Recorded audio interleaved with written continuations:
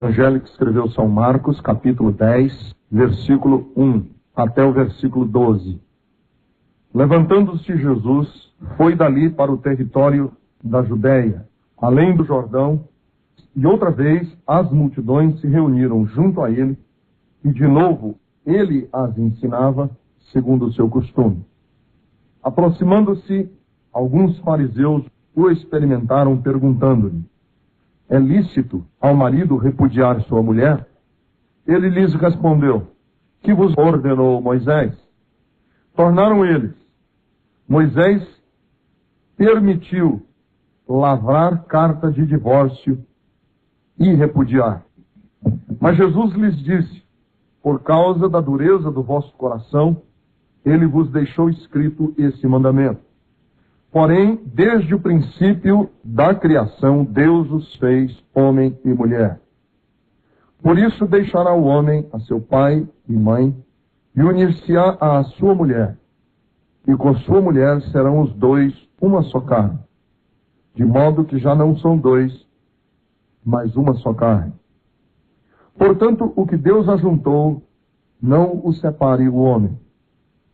Em casa voltaram os discípulos a interrogá-lo sobre o assunto, e ele lhes disse: quem repudiar a sua mulher e casar com outra, comete adultério contra aquela.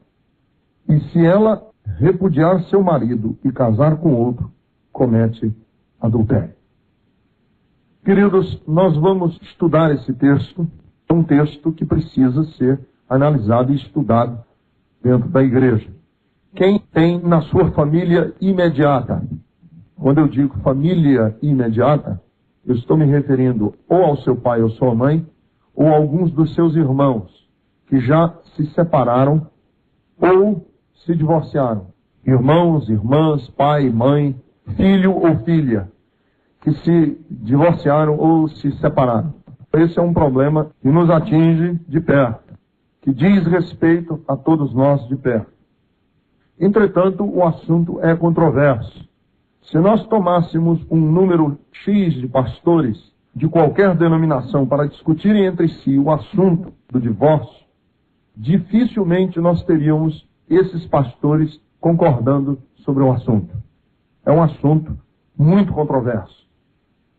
Por isso, eu vou precisar, aparentemente, dar algumas voltas dentro da Bíblia. Nós vamos estudar sobre um assunto, casamento, dentro da Bíblia, de uma maneira geral, para depois nós chegarmos à parte do divórcio em si e os ensinos que Jesus nos deu. Nós vamos estudar o casamento, vamos ver o que a Bíblia diz a respeito do casamento, vamos ver as diversas questões do casamento que muitas vezes a gente não sabe que existem dentro da Bíblia. E depois nós vamos trazer o assunto para a questão do divórcio, do casamento e do recasamento. As origens do casamento iniciam-se com a própria criação do homem. Então o casamento está atrelado à própria criação do homem. Em Gênesis capítulo 2, versículo de número 18. As origens do casamento mesclam-se com a própria criação do homem. Gênesis 2 e 18. Disse mais o Senhor Deus: não é bom que o homem esteja só. Far-lhe-ei uma auxiliadora, ou adjutora, ou ajudadora, que lhe seja idônea. Uma parceira.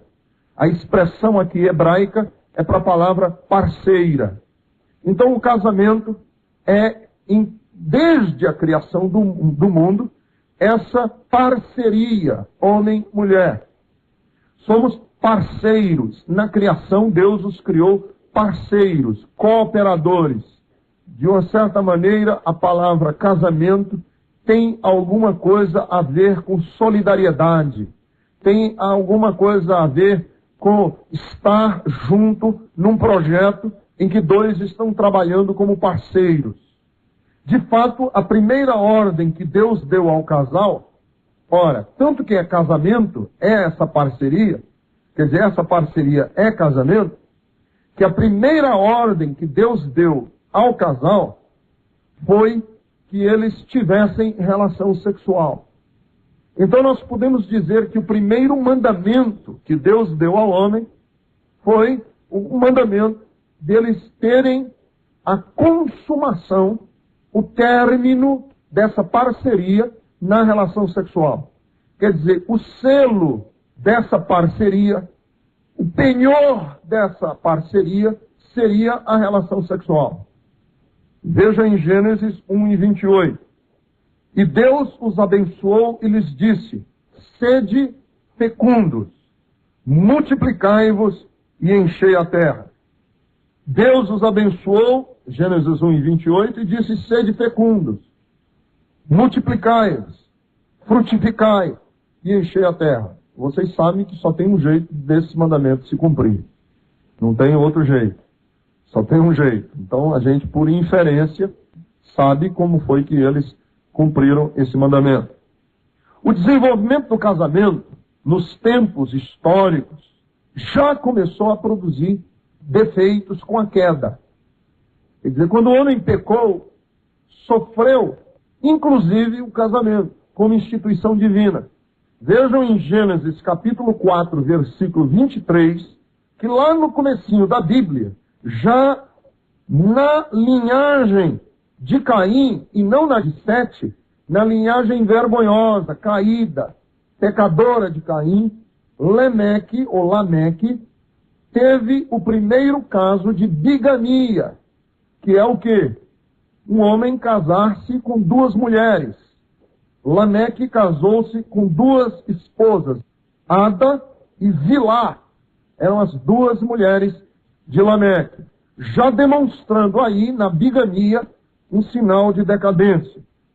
Entretanto, lá no começo da Bíblia, quer dizer, nos estágios mais primitivos do povo de Israel, havia casos de casamentos consanguíneos, casamentos dentro da mesma família, casamento inclusive entre meio-irmãos, gente que era aparentado bem próximo. Veja comigo que em Gênesis, capítulo de número 20, Abraão casou-se com uma meia-irmã dele. Versículo 2. Disse Abraão de Sara, sua mulher: ela é minha irmã. Assim, pois, Abimeleque, rei de Gerar, mandou buscá-la. Veja no versículo de número 5. Não foi ele mesmo que me disse, é minha irmã? E ela também me disse, ele é meu irmão. Com sinceridade de coração e na minha inocência foi que eu fiz isso. De fato, Abraão era meio-irmão de Sara. Os dois eram meio-irmãos. Versículo 12. Por outro lado, ela de fato é também minha irmã, filha de meu pai, e não de minha mãe, e veio a ser minha mulher. Capítulo 20, versículo 12. Então Abraão casou-se com uma irmã metade, né? Só filha pela metade, meia-irmã. Mais tarde, entretanto, quando foi instituída a lei, casamentos consanguíneos entre parentes próximos, foi proibido pela lei de Deus. Vejam que só mais tarde na lei é que eles são proibidos. Êxodo, capítulo 18, versículos 6 ao versículo 16. Nenhum homem se chegará a qualquer parenta da sua carne, para lhe descobrir a nudez. Eu sou o Senhor. Não descobrirás a nudez de teu pai e de tua mãe, ela é tua mãe. Não lhe descobrirás a nudez. Não descobrirás a nudez da mulher do teu pai, é nudez de teu pai. A nudez da tua irmã, filha de teu pai, ou filha da tua mãe, nascida em casa ou fora de casa, a sua nudez não descobrirás. A nudez da filha do teu filho ou da filha da tua filha, a sua nudez não descobrirás, porque é tua nudez. Não descobrirás a nudez da filha da mulher do teu pai, gerada de teu pai. Ela é tua irmã. Veja aqui o caso de Abraão, que depois é proibido. A nudez da irmã de teu pai não descobrirás, ela é parenta de teu pai. A nudez da irmã de tua mãe não descobrirás, pois ela é parenta da tua mãe. A nudez do irmão de teu pai não descobrirás. Não te chegarás à sua mulher, ela é tua tia. A nudez da tua nora não descobrirás, ela é mulher de teu filho. Não lhe descobrirás a nudez. a nudez da mulher de teu irmão não descobrirás, é a nudez do teu irmão. E assim por diante.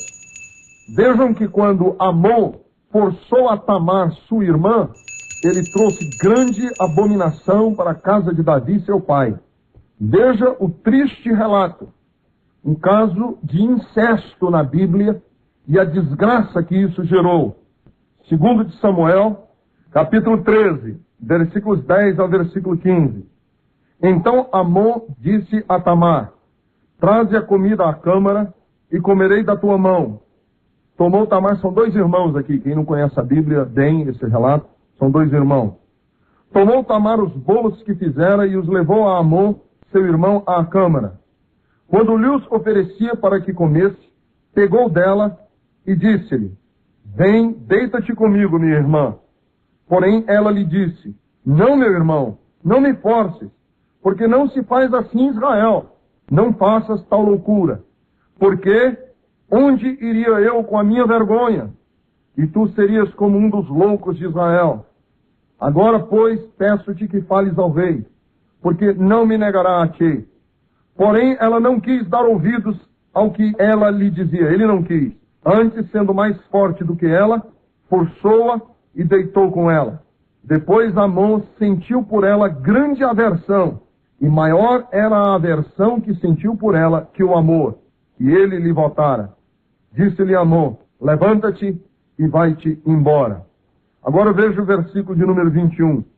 Ouvindo o rei Davi todas estas coisas, muito se lhe acendeu a ira. Temos outros casos ainda. Por exemplo, nós temos casos na Bíblia, sobre o casamento ainda, de proibições que eram dadas aos sacerdotes, que são interessantes da gente notar. Os sacerdotes do Antigo Testamento, como uma classe de gente especial em Israel, eles eram proibidos de se casarem como os demais judeus. Por exemplo, o sacerdote não podia se casar com uma mulher que já tivesse tido uma vida de prostituição no passado, que era considerado uma mulher suja. Ou o sacerdote também não podia casar-se com uma mulher que tivesse sido já divorciada, que tivesse sido repudiada pelo seu marido. Se o marido tivesse repudiado aquela mulher, ela não podia se casar com o sacerdote. Veja em Levítico, capítulo de número 21, versículo de número 7, sobre os sacerdotes. Não tomarão mulher prostituta ou desonrada, nem tomarão mulher repudiada do seu marido, pois o sacerdote é santo ao seu Deus. Sacerdote, por exemplo, era proibido no Antigo Testamento de se casar com uma viúva. Ele não podia se casar com uma mulher que tivesse enviuvado. Veja em Levítico 21, versículo 14. Viúva ou repudiada, ou desonrada, ou prostituta, estas não tomará, mas virgem do seu povo tomará por mulher. Então, mesmo uma mulher viúva não podia se casar com um sacerdote. Devemos lembrar que a Bíblia considerava bastardo todo aquele que nasceu fora dos laços do matrimônio. Todo aquele que veio de um casamento chamado ilegítimo. Quer dizer, o bastardo não era o que não tinha pai. O bastardo era aquele que tinha nascido fora do casamento legítimo. Era considerado bastardo. Veja em Deuteronômio capítulo 23, versículo 1, como é forte a lei de Deus com respeito ao bastardo, chamado na Bíblia de bastardo. Capítulo 23, versículo de número 1. Diz assim: aquele a quem forem trilhados os testículos, ou cortado o membro viril, não entrará na Assembleia do Senhor. Nenhum bastardo entrará na Assembleia do Senhor, nem ainda a sua 10ª geração entrará nela. Então vejam como eram severas as leis do Antigo Testamento com respeito à entrada na congregação. Os casamentos eram proibidos entre as tribos de Israel. Um judeu não podia casar com uma pessoa de outra tribo. Vejam Números 36 e 8. Qualquer filha que possuir alguma herança das tribos dos filhos de Israel, se casará com alguém da família da tribo do seu pai, para que os filhos de Israel possuam cada um a herança dos seus pais. Assim a herança não passará de uma tribo a outra, pois as tribos dos filhos de Israel se hão de vincular cada uma à sua herança. Então era proibido se casar entre tribos. Quem era da tribo de Judá não podia casar com a tribo de Benjamim. Quem era da tribo de Benjamim não podia se casar com a tribo de Zebulon. Não podia, eram todos dentro da sua própria tribo. Havia ainda uma outra coisa em Israel, acho interessante da gente lembrar, que era o casamento do levirato. O casamento do levirato era o seguinte: uma viúva que tinha ficado viúva sem filhos. O marido morreu por algum motivo, por alguma circunstância, e ela não tinha filhos. Então o levirato era o seguinte: a viúva não podia contrair novas núpcias fora da família. Antes dela casar fora daquela família, do finado, ela tinha que ter relação sexual com o irmão do finado. Vejam como era a lei em Israel. Ela tinha relação com o irmão do finado, gerava um filho, e o filho que ela carregava no seu ventre era considerado não filho do irmão, mas filho do morto. Para quê? Por que essa lei? Para que em Israel não faltasse nunca descendente. Por que que Deus instituiu um costume tão estranho dentro de Israel? Porque era plano de Deus que nunca faltasse linhagem em Israel, para que nunca uma tribo fosse extinta. E como uma tribo nunca seria extinta, nunca estaria aquela tribo sem a possibilidade de gerar o Messias. Era um meio de fazer com que o Messias viesse ao mundo. Vamos ver Deuteronômio capítulo 25, versículo de número 5. Se irmãos morarem juntos e um deles morrer, sem filhos então, a mulher do que morreu não se casará com outro estranho fora da família. Seu cunhado a tomará e a receberá por mulher e exercerá para com ela a obrigação de cunhado. O primogênito que ela lhe der será sucessor do nome do seu irmão falecido, para que o nome deste não se apague em Israel. Porém, se o homem não quiser tomar a sua cunhada, subirá esta à porta, porque podia o irmão dizer: eu quero lá essa mulher, meu irmão não aguentava com ela, eu agora vou ter. Não quero. Podia ter essa possibilidade. Aí o que veja o versículo 7?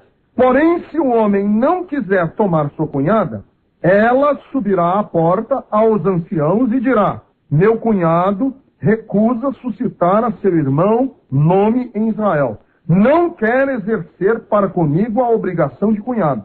Então os anciãos da sua cidade devem chamá-lo e falar-lhe.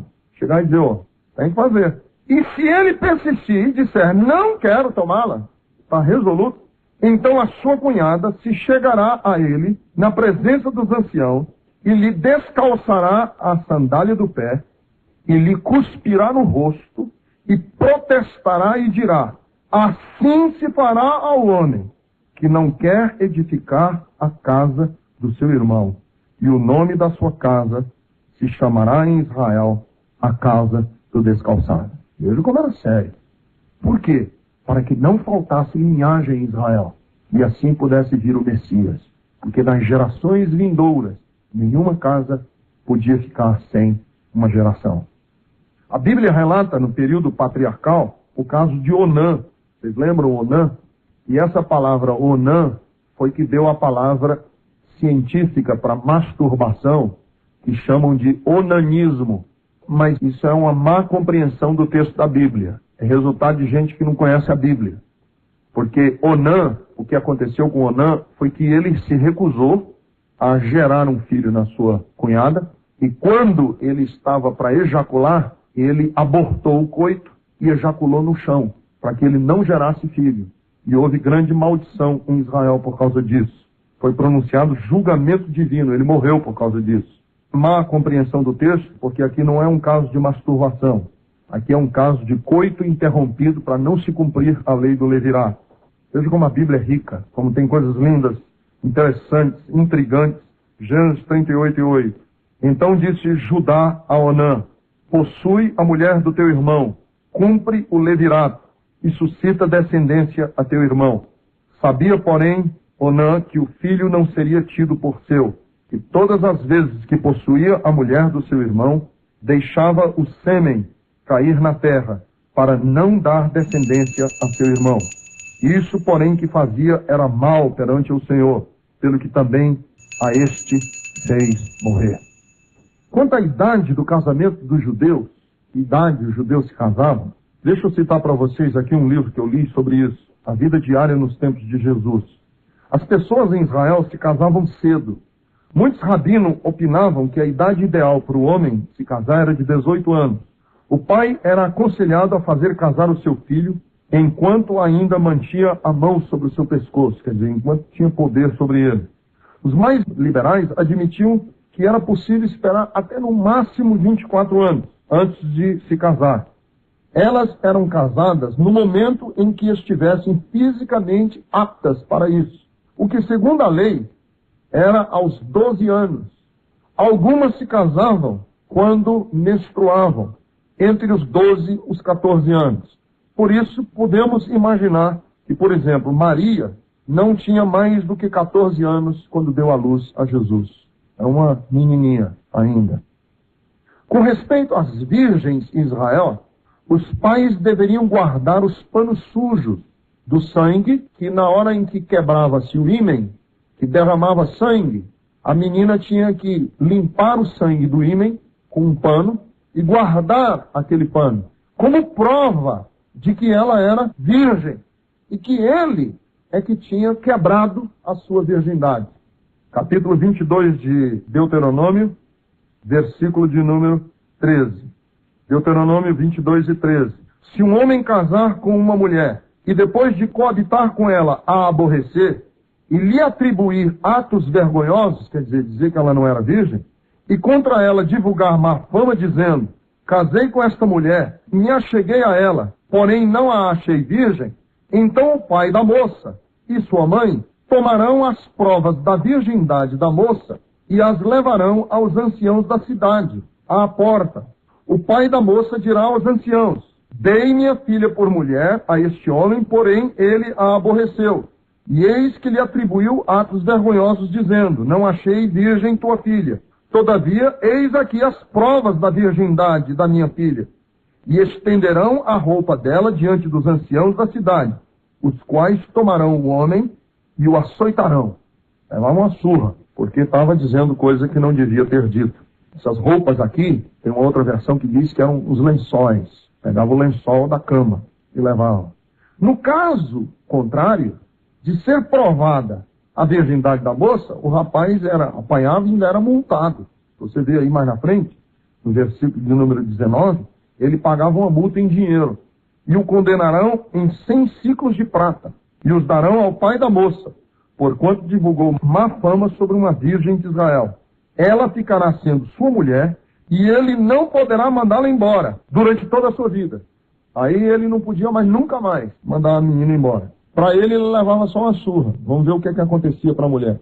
Capítulo 22, versículo 22, 20 em diante. Porém, se isto for verdade, que não se achou na moça a virgindade, então levarão à porta da casa de seu pai, e os homens da cidade a apedrejarão, até que morra, pois fez loucura em Israel, prostituindo-se na casa de seu pai. Assim eliminarás o mal do meio de ti. Em caso de estupro, o homem morreria, caso a mulher fosse casada. Estuprar uma mulher casada era pena capital. Veja no capítulo 22, versículo de número 25. Se algum homem no campo achar moça desposada, quer dizer, já casada ou noiva, e a forçar a se deitar com ela, então morrerá só o homem que se deitou com ela. A moça não farás nada. Ela não tem culpa de morte, porque como o homem que se levanta contra o seu próximo e lhe tira a vida, assim também é este caso. Então era pena de morte o cara que estuprasse uma mulher casada. Em caso de um estupro de uma moça virgem, a pena era mais branda. O homem deveria pagar apenas uma multa em dinheiro ao pai, mas se obrigava a casar com a menina sem nunca mais ter direito a divórcio. Deuteronômio 22, versículos 28 a 29.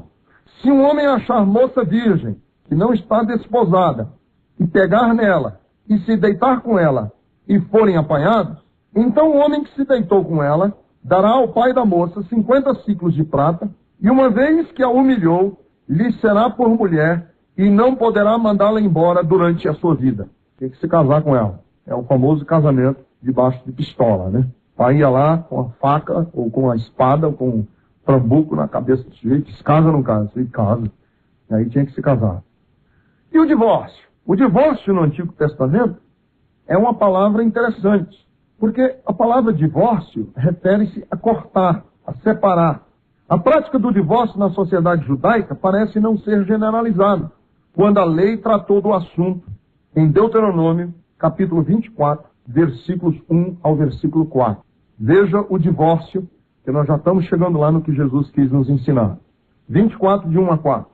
Se um homem tomar uma mulher e se casar com ela, então será que, se não achar graça aos seus olhos, ou se ela não lhe for agradável aos seus olhos, por ter ele achado coisa indecente nela, e se ele lhe lavrar um termo de divórcio, e lhe o der na mão, e a despedir da casa, e se saindo da sua casa for, e se casar com um outro homem, e se este a aborrecer, lhe lavrar termo de divórcio, e lhe o der na mão, e a despedir da sua casa, e se este último homem, que a tomou para si por mulher, vier a morrer, então seu primeiro marido, que a despediu, não poderá tornar a desposá-la, para que seja sua mulher, depois que foi contaminada, quer dizer, depois que foi possuída por outro homem, pois é a abominação perante o Senhor. Assim não farás pecar a terra que o Senhor teu Deus te dá por herança. Então veja que essa prática não era uma prática muito comum em Israel. Mas nós temos alguns casos confusos de divórcio no Antigo Testamento. Por exemplo, Abraão casou-se ou não casou-se com Agar? Porque ele deu a ela uma espécie de divórcio. Em Gênesis 21, de 8 a 14, ele despediu Agar. Sansão foi casado. E Sansão deu carta de divórcio à mulher com quem ele se casou. Em Juízes 14, 19 e 20. E temos ainda o caso de Merabe, que foi dada por Saul a Davi, mas logo após seu pai a entregou a Adriel. Quer dizer, ela foi possuída por 2 homens. Parece-nos que a prática do divórcio era no Antigo Testamento uma coisa rara.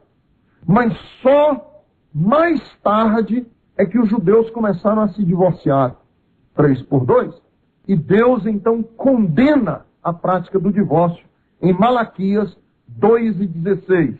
Porque o Senhor teu Deus, ou Deus de Israel, diz que odeia o divórcio. Malaquias 2:16. Em Israel, teoricamente, a mulher não tinha o direito de pedir o divórcio. O homem tinha direito de dar divórcio à mulher, mas a mulher não tinha o direito de pedir divórcio. Era uma prática judaica. Então, o que as mulheres faziam para provocar o divórcio? Tornava a vida do marido intolerável, para que ele, então, despedisse a ela. Por isso é que faz sentido, por exemplo, textos de Provérbios 21:9. Melhor é morar num canto de águas furtadas do que com uma mulher rixosa. Provérbios 21:19. Melhor é morar numa terra deserta do que com uma mulher iracunda e rixosa. Quer dizer, a mulher tornava a vida e o cara dizia, melhor eu ir embora.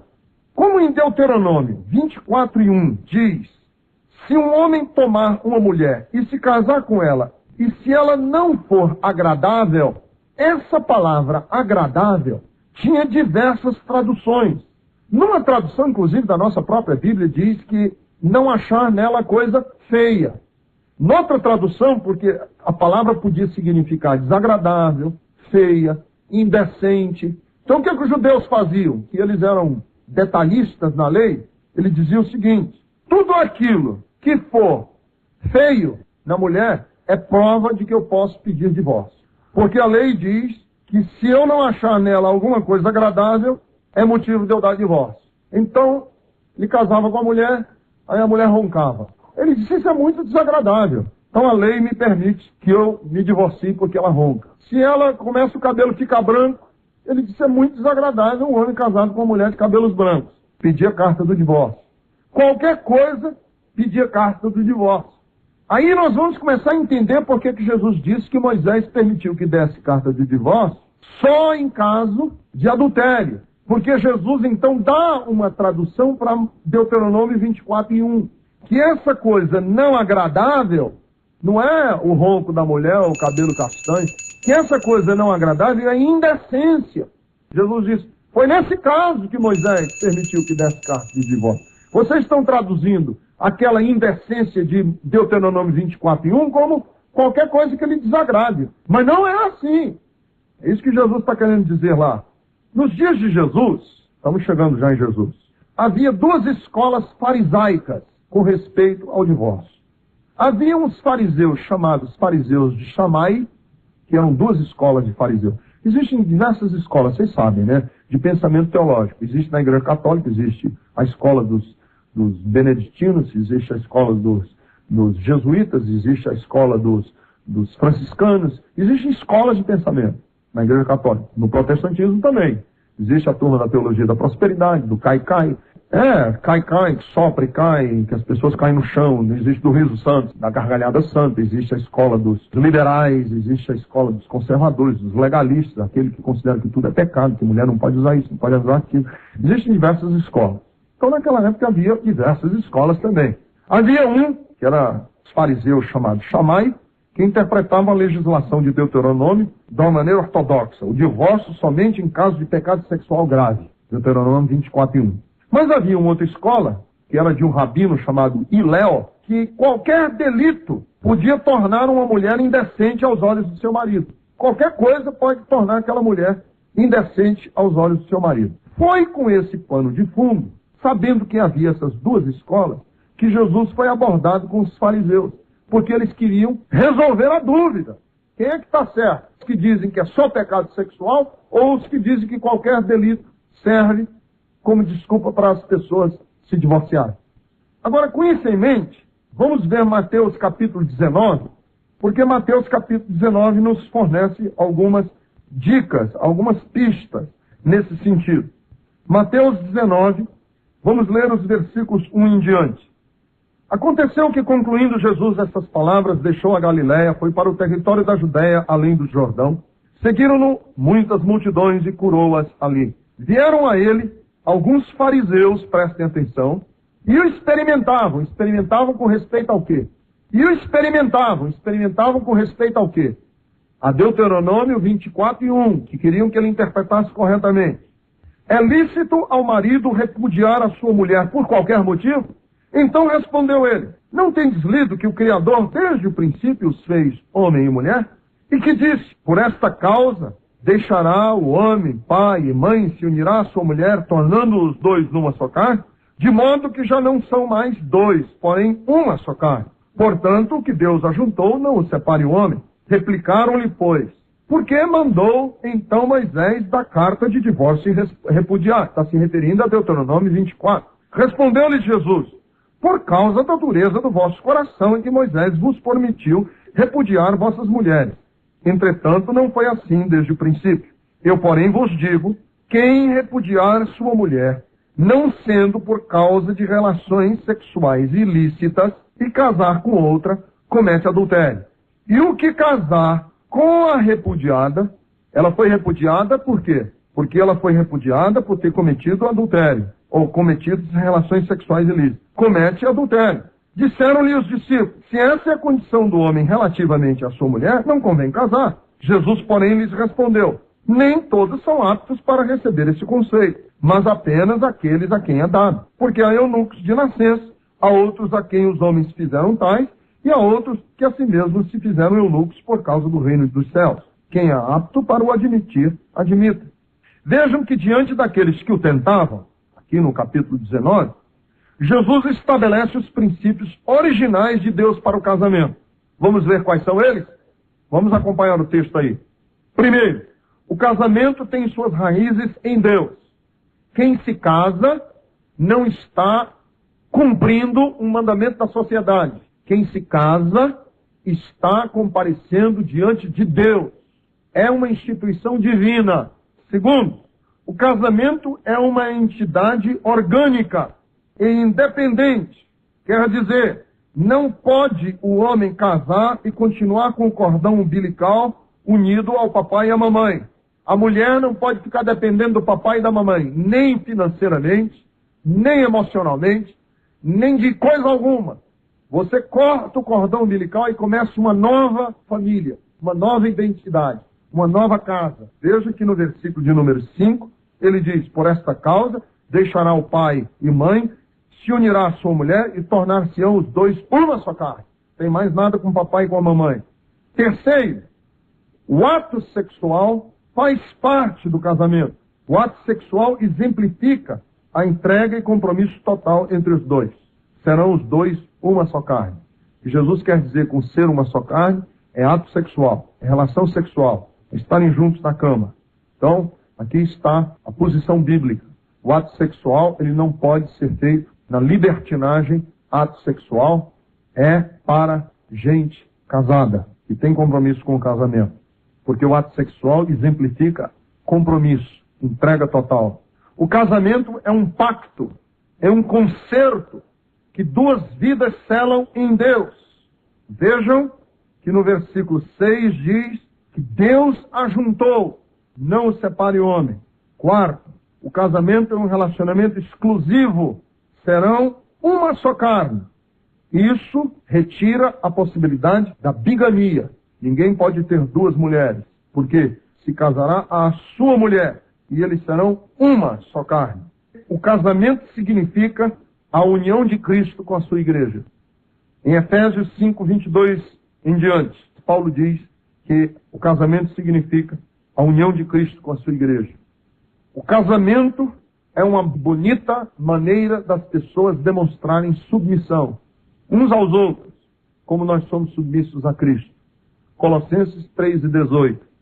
O casamento é uma boa maneira dos maridos demonstrarem amor. Colossenses 3 e 19. O casamento é uma boa maneira de ensinar os filhos a obedecer. Colossenses 3 e 20. E o ambiente do lar é um ambiente que demonstra a igreja em miniatura. 1 Tessalonicenses 2, de 7 a 11. Portanto, crentes que estão me ouvindo, jovens, você que está noivo ou noiva, não case se você não estiver absolutamente certo ou certa de que você está fazendo algo na vontade de Deus. Porque o casamento para um crente é indissolúvel. Não há nenhum problema que um casal de crentes não possa resolver debaixo da orientação do Espírito Santo. Nós temos um recurso que não deixa nenhum álibi para a separação. É o Espírito Santo. Entretanto, o Senhor Jesus mostra que há apenas uma razão pela qual um casal possa justificar a sua separação: o adultério ou o pecado sexual grave. Uma mulher que se casa e descobre que o seu marido está na prática do homossexualismo, por exemplo. Um homem que se casa e descobre que a sua mulher está na prática do lesbianismo.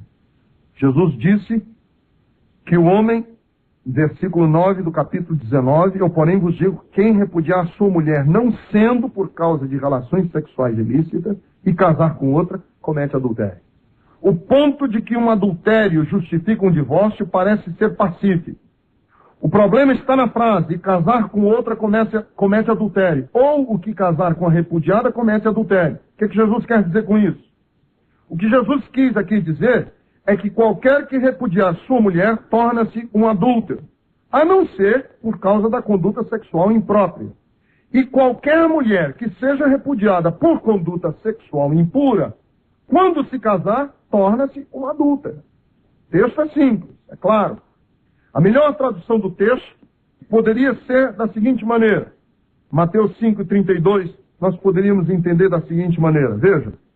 Eu, porém, vos digo, qualquer que repudiar sua mulher, exceto em caso de relações sexuais ilícitas, a expõe a tornar-se adúltera. E qualquer que casar com a repudiada comete adultério. Vejam como é que a gente pode entender esse texto. Seria mais ou menos da seguinte maneira. Mas eu vos digo que todo homem que repudiar sua mulher, exceto por causa de adultério, leva-a a cometer adultério. E quem casar com tal divorciada, comete adultério. Quer dizer, expõe essa mulher a se tornar uma adúltera. E Jesus diz que nós não podemos fazer isso. A possibilidade de um desquite sem casamento posterior não existe. Tal conceito era totalmente desconhecido do judeu e, portanto, de Jesus. O que nós podemos entender é o seguinte, que um crente, quando se casa, não pode nunca considerar a possibilidade de se separar da sua mulher.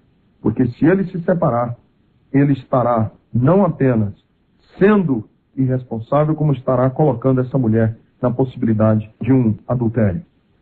Eu creio que um cristão só pode buscar novo casamento sob as seguintes condições. Primeiro, quando o casamento e divórcio acontecerem antes da experiência da salvação. Você diz assim, pastor, quando é que um crente pode se casar de novo? Divorciado. Só se ele tiver casado e se divorciado antes de ter aceitado a Jesus como Salvador. Por quê? Porque se alguém está em Cristo, nova criatura é, as coisas velhas já passaram e eis que tudo se fez novo. Se você se divorciou, separou, divorciou, casou, você não está em adultério.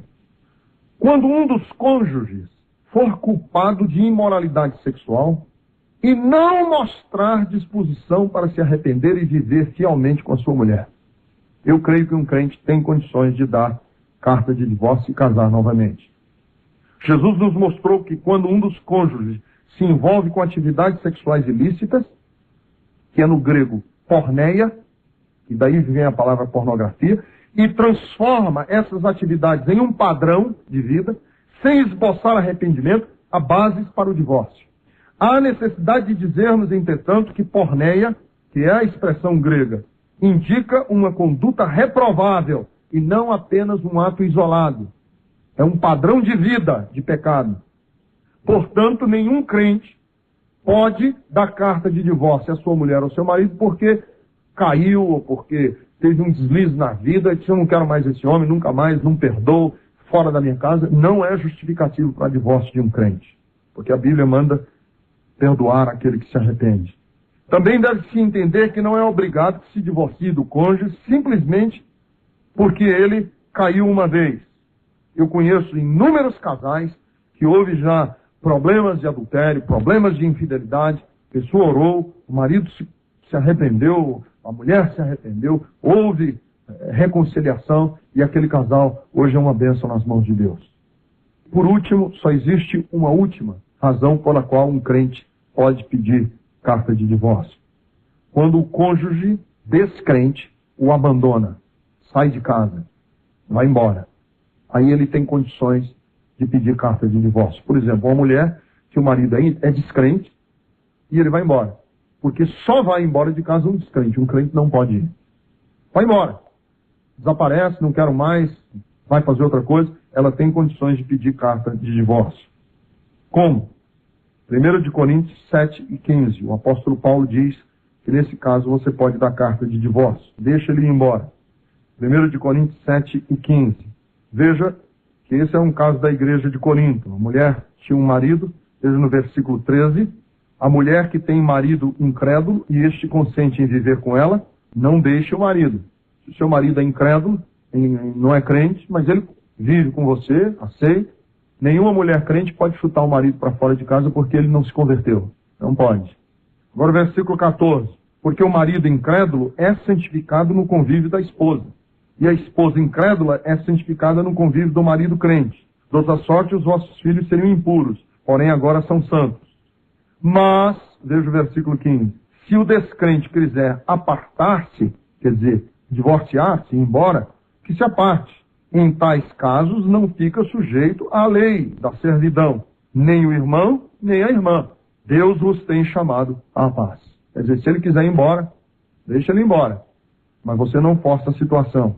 Versículo 16, pois como sabes, ó mulher, se salvarás a teu marido? Ou como sabes, ó marido, se salvarás a tua mulher? Algumas perguntas que as pessoas têm. Por exemplo, vou tentar responder alguma delas. Se o crente tenta reconciliar, se divorciou, se desquitou, se separou, tenta se reconciliar, vai atrás da pessoa porque se converteu. Eram dois incrédulos, duas pessoas que se odiavam, um se converteu, foi lá atrás. Tentou se reconciliar, mas a outra parte disse, olha, eu não lhe queria quando você estava daquele jeito, agora crente é que eu não quero mesmo. O que é que faz o novo crente? Se converteu, A mulher, por exemplo, ou o marido, e a mulher disse, eu não gostava de você do jeito que você era, agora crente é que eu não quero mesmo. Não quero nada com você. Essa pessoa pode buscar um novo casamento? Sim. Por quê? Pois a outra parte se recusou a perdoar, recusou-se a aceitar, recusou-se a querer de volta. Então a pessoa está livre para se casar. Outra pergunta. Pessoa depois de crente, está casada com uma pessoa lá, se converteu, aí de repente olha para o marido e diz, mas que abacaxi? E tem aquele fulaninho lá na igreja que é tão abençoado, tão crente. Eu posso dar carta de divórcio ao meu marido incrédulo para me casar com o crente da igreja? Não, não. Você não pode dar carta de divórcio ao seu marido, porque Deus é o autor de todo amor. E 1 Pedro capítulo 3 diz que você vai ganhar o seu marido, você vai ganhar o seu marido pelo seu porte, pela sua conduta.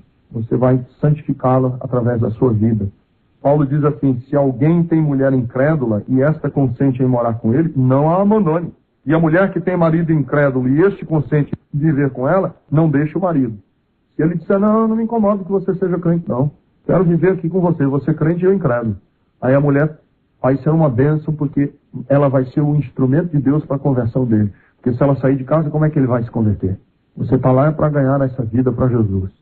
Por exemplo, se um crente apanhar o outro em adultério, está em casa um belo dia, irmã Francisca está em casa, recebe um telefonema anônimo. Quer pegar o seu marido em adultério? Vá no motel tal, apartamento tal, ele está lá. Aí a irmã, fulano de tal, desesperada, liga para o pastor da igreja e diz, olha, meu marido está em adultério, e eu não quero mais aquele safado, nunca mais ele vai botar as caixas com as roupas dele no corredor do apartamento, está fora de casa. Pergunta é, se um cônjuge apanhar o outro em adultério, deve imediatamente buscar o divórcio? Não, mas ele deve buscar o ensino de Jesus. Qual é o ensino de Jesus? Repreende-o, chama a atenção dele. Se ele aceitar, ganhaste teu irmão. Se ele não aceitar, leva 2 testemunhas. Repreende-o na presença de todos. Se ele não aceitar na igreja, ser repreendido na igreja, aí ele é excluído. Depois que ele foi excluído da igreja por pecado, e por rebeldia e por coração duro, aí sim pode buscar a carta de divórcio. Mas a primeira vez tem que perdoar. Porque o homem de Deus não quer nem a primeira. Nem a primeira. A primeira para o homem de Deus já é terrível. Porque ele sabe que está magoando não só a sua mulher. Ele está magoando o coração de Deus. Queridos, o ensino de Jesus sobre o casamento é o seguinte. O divórcio é para o incrédulo. O incrédulo pode se divorciar. Por quê? Porque é a dureza de coração dele. Não tem compromisso nenhum com Deus. As leis do homicídio dizem respeito a nós os crentes? Não, eu não levo nem arma, não carrego arma para não matar ninguém, eu não mato. As leis do divórcio dizem respeito a nós os crentes? Não, porque o crente está selando um pacto no coração de Deus. Os dois estão se casando em Deus. Por isso, jovens, vocês que vão se casar, lembrem-se disso. O casamento é um compromisso com Deus. Um texto que eu li na Enciclopédia Histórico-Teológica da Igreja Cristã que fala sobre o divórcio. Se é certo sugerir que a Bíblia permite o divórcio como o menor dos males em certas circunstâncias, embora ele sempre esteja sujeito ao julgamento divino, quais são as implicações pastorais desse conceito? Em primeiro lugar, devemos empreender esforços mútuos para desenvolvermos personalidades mais capazes de amar e serem fiéis e dedicados, a fim de que cada vez mais haja casamentos que revelem algo da natureza divina, de uma aliança com Deus. Em segundo lugar, a comunidade cristã deve tornar-se conhecida como um contexto onde está à disposição a ajuda capaz de levar os casamentos a serem abençoados, felizes. O casamento do cristão deve ser como o sal na sociedade. A igreja deve ser um refúgio de apoio para aqueles cujos relacionamentos estão em dificuldades e uma agência de reconciliação e de ministério de perdão. No entanto, quando os casamentos são desfeitos, as tarefas da igreja são basicamente 2. A primeira é a aceitação. Há muito tempo que a atitude básica da igreja para com os divorciados tem sido de rejeição. Não se quer dizer com isso que a disciplina eclesiástica não tem importância. Nem se quer afirmar que a igreja não tem um papel profético a tornar clara a oposição de Deus ao divórcio. Mas a comunidade cristã é também chamada para demonstrar o caráter de Deus visto na aceitação de pecadores, como pessoas, seja quem forem, as suas faltas, e ajudá-las a ter uma nova experiência da graça restauradora da parte de Deus. A segunda tarefa é a de apoiar e orientar as pessoas divorciadas, ajudando-as a enfrentarem o futuro. Isto importará em cuidados emocionais e materiais e possivelmente muita ajuda no decurso do tempo, pois se vencerem as complexidades do reajuste e dos sentimentos de culpa e de perda, para alguns talvez envolvam uma pesquisa quanto às atitudes e ações certas e erradas na difícil questão de um novo casamento. Então, se você diz assim, pastor, eu já casei, descasei, casei de novo, qual é a atitude da igreja com respeito a nós, divorciados que nos casamos de novo? É de aceitação e dizer para você o seguinte, você está casado de novo, o ovo mexido na panela e na frigideira não tem mais jeito de voltar para a casca, vamos começar um novo capítulo na sua vida, porque quem está em Cristo é uma nova criatura, e você está casado, vamos partir para frente em nome de Jesus. Se você está contemplando a ideia de um divórcio, não faça isso. Não faça isso, porque Deus odeia o divórcio. Seja fiel. Vamos trabalhar junto. Existe um recurso divino para salvar o seu casamento. E esse recurso divino é o Espírito Santo de Deus, é a palavra de Deus, é a comunidade dos santos. E se você está querendo se casar e dizendo assim, eu vou me casar, mas se não der certo, dentro de 2 anos a gente se separa. Não faça isso. Você vai desobedecer a Deus. É melhor você não se casar. Chama o noivo e diz, olha, querido, estou em dúvida, é melhor a gente dar um tempo, vamos esperar mais, não é hora ainda. Não case se você não estiver certo de que é para sempre. Esse é o ensino bíblico que nós temos. Se você está casado com um homem que não é crente, você não vai deixá-lo. Você vai continuar casado com ele. E vai ser uma bênção para esse homem. Se você, por exemplo, está descasada, pastor, eu nem sei cadê mais meu marido. Procure saber onde é que ele está. Chame e diga, olha, há uma possibilidade de reconciliação, eu gostaria de tentar. Se ele disser, olha, não tem jeito, eu já estou com outra, casado com outra, me esquece, vai embora e tal, sai da minha vida. Então faça isso, saia da vida desse homem, põe esse passado para trás e você está livre, porque Paulo diz em 1 Coríntios 7 que a mulher está livre, porque o homem a despediu e ela não está mais sujeita à servidão da lei, não está mais debaixo dessa servidão da lei, está livre para ir embora. Mas casamento é coisa muito séria, e é para sempre, até que a morte os separe.